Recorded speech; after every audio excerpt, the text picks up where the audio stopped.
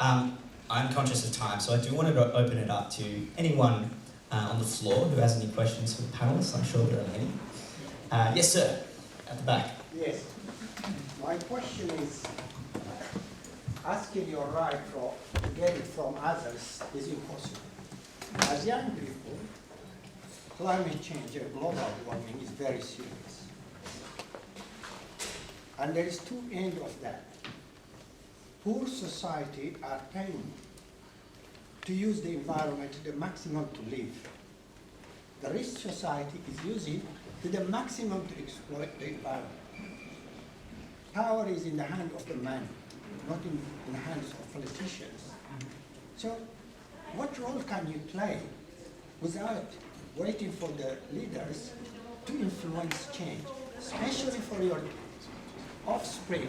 The world will not be the same world that we have today, which is pollution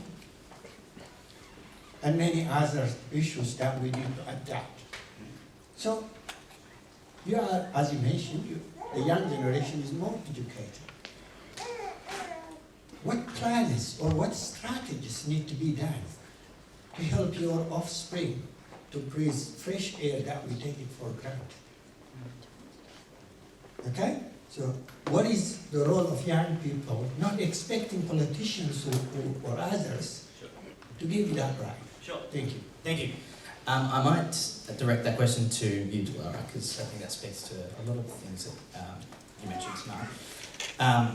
Are young people powerless? Do they have a role to play in tackling an issue like climate change and building a more equitable future? Yeah, so one of the remarks that you made was that power lies in the hands of individuals instead of like the people or the minority at the top. I think I would depart with that remark, and I would say that power disproportionately it's in the hands of the rich and powerful. So unfortunately, I'm going to say that there's not that many things that we can do as individuals, because if we look at the statistics, much of the global warming emissions and the pollution that's being caused is being caused by global and big corporations such as Apple and Amazon. They're the reason why climate change has reached such extreme levels, and they're the main emitters of pollution and CO2 levels into the atmosphere. But in saying that, I do think there are minor things that individuals can do. But I think the majority of the action that needs to be taken has to be taken by politicians and the heads of corporations, since they're the major emitters of CO2 levels. Individually, I think what we can do in order to combat climate change is take shorter showers. We need to decrease the amount of water usage that each of us are having. In terms of CO2 levels into the atmosphere, I think we can all use less cars. So that includes taking more public transport or carpooling together with your friends. But those are very minor things that I think are going to have a very small effect on climate change. I think the majority of the change or the action that needs to come has to be from the heads of corporations and politicians, since they're the ones that are the policy makers. Thank you. Yeah, it's an important question, and I might add as well, look, the levers of power tend to be with policymakers and with major corporations, and until they start to be more proactive about this issue, I don't think we're going to be solving it as quickly. But that's not to say that we don't have power. We saw a 16-year-old build a movement that started with 10 people last year and has turned into 2.4 million people young people across the world, in 112 countries who have stood up and said we want to change this. And I think climate change is on the agenda in a way it's never been before as well. We're talking about this issue in a way we didn't have before. We are speaking up, and we are holding truth to power in various forms. But we haven't seen that translate into tangible policy yet. And I think that's where there is still work to be done. People are speaking about the issue. People are, very vocal and they're very passionate. But until decision makers, policy makers, and the heads of major corporations align with that, I think what we can do is limited. But I do believe in the power of the many, like you said. Another question? Yes. I'm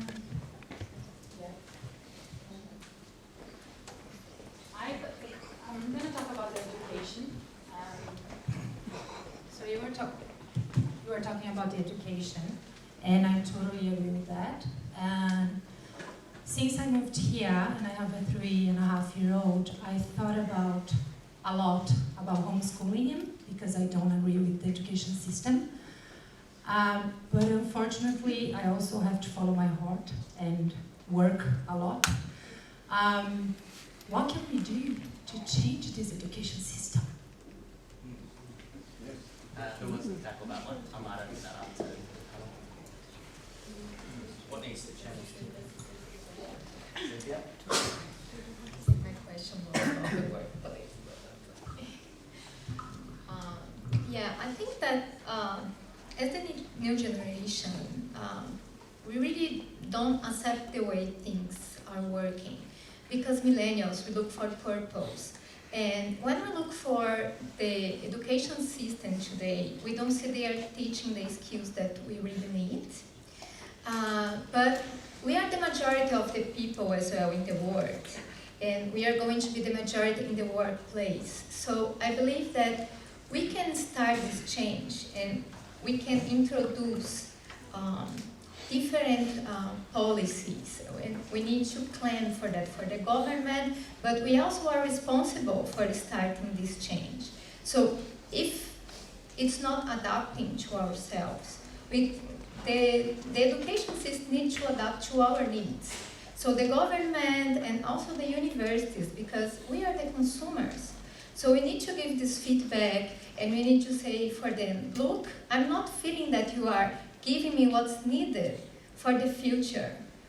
Do you feel prepared for the industrial revolution that we are going to face? Do you know what's necessary? What's the skill that you are going to need? We don't even know what we should be learning now to be prepared for. In 5 years, for example, many professions are going to disappear. 10 years, things that were really relevant are not going to exist anymore. And how do we prepare for that? So we should start taking responsibility for that, and we should start guiding people and plan for this change in the educational system. Thank you, Cynthia. And if I might, very, very quickly, I'd like to just ask you, ma'am, why was it that, what gaps did you identify in the education system that made you feel that it was a better choice to homeschool? Exactly what you said. Yeah.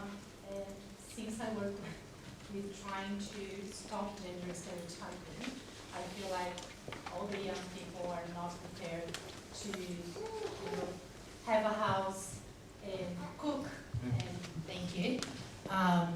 Financial skills, I have 0. My parents did not teach me, and they actually don't know as well. So, so yeah, I just see that we don't know how to adult, as you said. And we have to learn that. And soft skills, as we were talking about, so cultural diversity is something very big that we have to teach. Yeah, can I just jump in there and just make a very quick comment? Please. So your question was centered around like the recommendations towards improving the educational system. I kind of want to take a little bit of a different lens. It still, reverberates or echoes from some of the comments of the panelists and about mental health. But currently with our education system, not just in Australia but globally, I think it's a global phenomenon. With our education system, I think there's an immense amount of pressure and standards for young people to achieve a minimum amount when it comes to academic performance. And generally, from the outset of our schooling as students, we're told that if you don't get a certain amount of, a certain percentage when it comes to your tests and grades, that you're a failure. And if you're a failure, you're pretty much of no use to society, and therefore you have 0 worth. And that unfortunately can lead to some students developing like an inferiority complex and can lead them to develop some mental illnesses such as anxiety and depression because of their underperformance at schools. So definitely that standard imposed on students has to change. We need to recognise that everyone comes with a different set of skill sets, everyone's good at different subjects and different things, and that not everyone can get the same amount of grades that another person that might be gifted in that area can get. And also, just in regards to the Australian education system, I think currently there's a disproportionate amount of focus on subjects such as maths and English and performing well in them. I think there should be more subjects introduced in schools that is concentrating and focusing on the emotional and mental well-being of students, because that's kind of brushed aside right now. And yeah, I think if we teach students about mental health, the importance of mental health, what kind of avenues to go to when you're feeling a bit depressive or when you're having like an anxiety episode, I think that can be very helpful and can reduce the amount of young people who are suffering from mental illness. I might take a question from up on the screen, sort of the same sort of theme there. Back to, I might pose this to you guys. What can you recommend for international students who are experiencing depression from homesickness?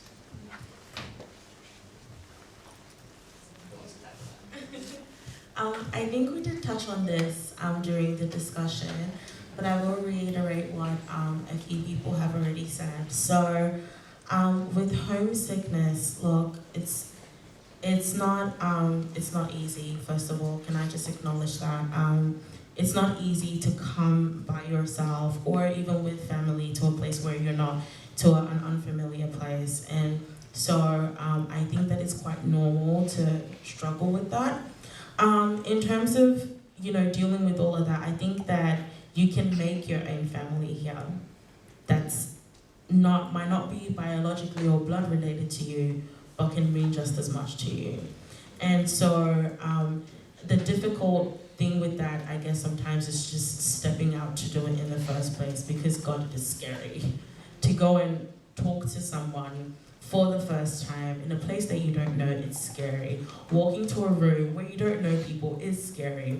But what you shouldn't do is limit your opportunities in exploring new relationships with people by just doing things in your own box. So if you're a uni student, don't just walk in and walk out of class. You don't give yourself enough time to meet people if you do that. Okay, if you're a college student, maybe don't sit by yourself. And sometimes, I know it's scary, but step out of your comfort zone and try and meet new people and make new friends. From my experience, it is literally, I'm telling you, I'm the kind of person, I spend 1 hour with someone, I've got to spend 72 hours by myself. But even I can tell you that having those relationships with people has really, really helped me grow. So whether you're an introvert or an extrovert, doesn't matter. Everyone still goes through the same thing. And you gotta, as humans, I don't actually think we're built to be alone. We're social creatures. So you have to meet new people to kind of get out of, I guess, sometimes that mindset. And even when you do have those people that are with you, it's like, if you feel homesick, it's still okay. It doesn't mean that there's something necessarily wrong with you. You just call your family sometimes. It's just what it is. Okay, we have time for one more question. How about at the front? So it was lovely, just lovely. And I did a project, a personal project, and I interviewed employers and asking them what the issue is behind having the same people in high positions, and they all said that, well, the pattern was that they tend to employ people that are like them. So if a cis straight white man, older white man is the employer, then they have the habit of employing people that are much like them. So I would really like to know, when it comes, how do we tackle that issue of introducing younger people of colour, people of different backgrounds and different walks of life into not just really high jobs, but also for just basic retail. Okay. Who wants to tackle that?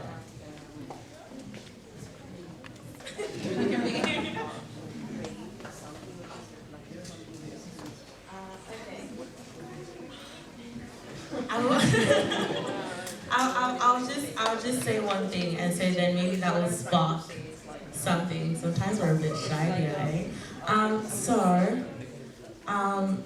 Now you've asked how we can kind of tackle all of that.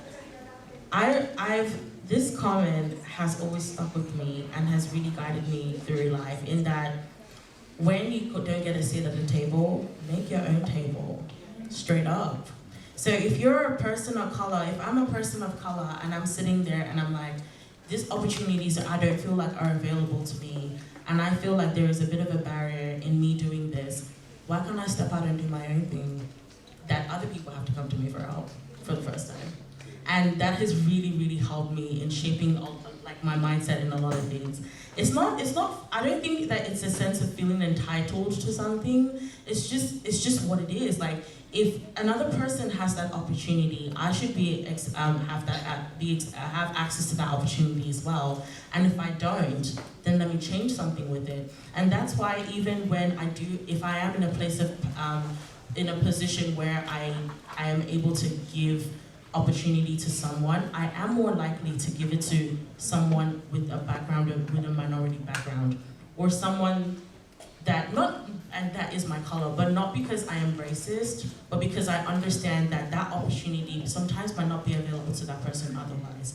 So let's make our own table and bring those people that don't have those opportunities in other places to our table so that they have something as well. Did that answer your question?